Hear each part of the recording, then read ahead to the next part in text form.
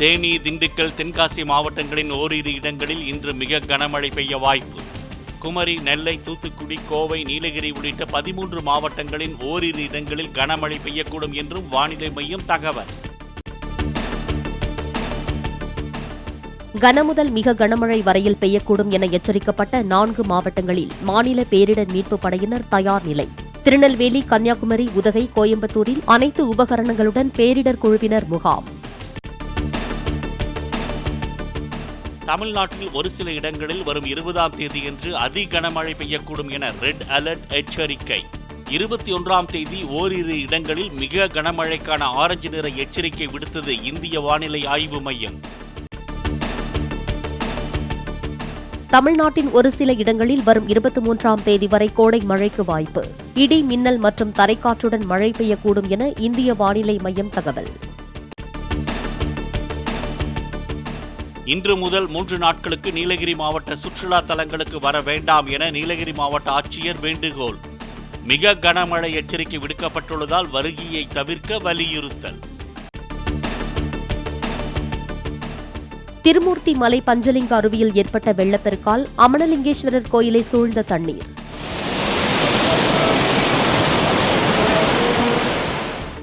மேற்கு தொடர்ச்சி மலைப்பகுதியில் மழை நீடிப்பதால் சுற்றுலா பயணிகள் அருவிக்கு செல்ல தடை.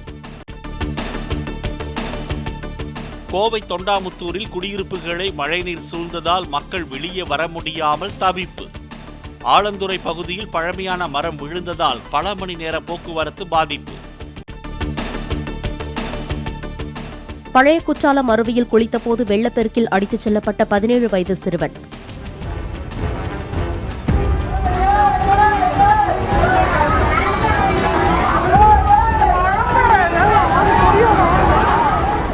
பல மணி நேர தேடலுக்கு பின் சடலமாக மீட்பு.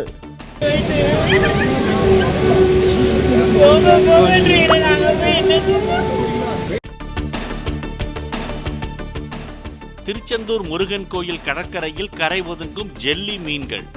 தோல் அரிப்பு, வீக்கம் ஏற்படும் என்பதால் தொட வேண்டாம் என மருத்துவர்கள் அறிவுறுத்தல்.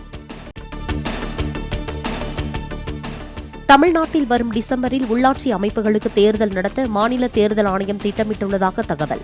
அடுத்த மாதம் சட்டசபை கூட்டத்தொடரின் போது தேர்தல் தொடர்பான மசோதா கொண்டுவரப்பட வாய்ப்பு. அமலாக்கத்துறை கைது நடவடிக்கைக்கு எதிராக அரவிந்த் கெஜ்ரிவால் தொடர்ந்த வழக்கில் தேதி குறிப்பிடாமல் தீர்ப்பை ஒத்திவைத்தது உச்சநீதிமன்றம். டெல்லி மதுபான கொள்கை முறைகேடு வழக்கில் ஜாமீன் கோரி விசாரணை நீதிமன்றத்தை கெஜ்ரிவால் நாடலாம் எனவும் அறிவிப்பு. கெஜ்ரிவாலின் இல்லத்தில் தாம் தாக்கப்பட்டது எப்படி என்பது பற்றி நேரில் சென்று நடித்து காட்டிய ஆம் ஆத்மி எம்பி ஸ்வாதி மாலிவால். சம்பவத்தின் போது வரவேற்பறையில் எத்தனை பேர் இருந்தனர், என்ன நடந்தது என முழு அறிக்கை தயார் செய்யும் போலீசார். டெல்லி முதலமைச்சர் கெஜ்ரிவால் வீட்டு வளாகத்தில் போலீசார் சோதனை. ஸ்வாதி மாலிவால் மீதான தாக்குதல் சம்பவம் குறித்து விசாரணை நடத்தி வீடியோ ஆதாரங்களை சேகரித்தனர். வீட்டு பயன்பாட்டிற்கான மின் இணைப்புகளுக்கு தற்போது வழங்கப்பட்டு வரும் 100 யூனிட் இலவச மின்சாரம் நிறுத்தப்பட மாட்டாது. பொது பயன்பாட்டுக்கான மின் இணைப்புகளை உரிய மின்கட்டண வீத மாற்றத்திற்கு உட்படுத்தப்படும் பணிகள் மட்டுமே மேற்கொள்ளப்படுவதாக தமிழ்நாடு மின்சார வாரியம் விளக்கம். வாட்ஸ்அப் செயலி மூலம் மின்கட்டணம் செலுத்தும் வசதியை அறிமுகம் செய்ய தமிழ்நாடு மின்சார வாரியம் முடிவு. முதற்கட்டமாக 500 யூனிட்டுகளுக்கு மேல் மின் நுகர்வு கொண்டவர்கள் வாட்ஸ்அப் மூலம் கட்டணம் செலுத்த அனுமதிக்கப்படும் என தகவல். திருப்பதி கோவிந்தராஜ சுவாமி கோயில் வருடாந்திர பிரம்மோற்சவத்தை காண பக்தர்கள் திரண்டனர்.